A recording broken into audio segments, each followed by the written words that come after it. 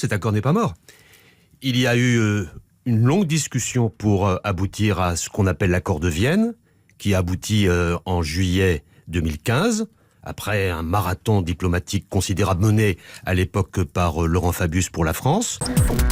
Le président l'a dit, c'est pas un accord qui est idéal, c'est pas un accord qui est parfait, mais il a le mérite de poser un cadre clair d'ici 2025. Après, il va falloir que la diplomatie fasse son travail et qu'on travaille sur un autre accord au-delà de ça. Et là, de toute façon, il est fondamental d'avoir des relations étroites avec les États-Unis, parce qu'il faudra qu'ils soient eux aussi, qu'ils fassent partie de la solution avec l'Iran. Et là, Emmanuel Macron tient pour une fois l'occasion de faire une démonstration d'indépendantisme. Et l'indépendantisme ne veut pas dire l'isolement en matière de géopolitique. Il y a besoin, du coup, s'il veut maintenir cet accord, de pouvoir contourner et de faire en sorte que les signataires européens s'organisent pour pouvoir contourner les éventuelles sanctions. Mais donc vous applaudissez.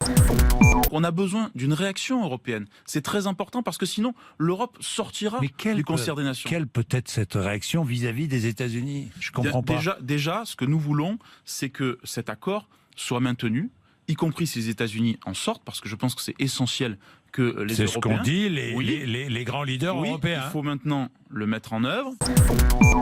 L'Europe a une carte historique à jouer, et notamment la France, mais avec l'Angleterre, qui est toujours européenne, et puis l'Allemagne. Je pense que nous devons discuter avec l'Iran, aux côtés de la Russie, aux côtés de la Chine, et surtout ne pas s'aligner sur M. Trump. Par ailleurs, l'Europe a un outil pour contrer ce qu'on appelle l'extraterritorialité des lois américaines.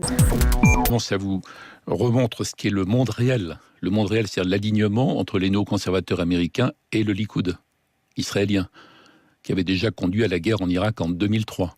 C'est le même mécanisme, c'est les mêmes liaisons, c'est la même politique du pire, en fait.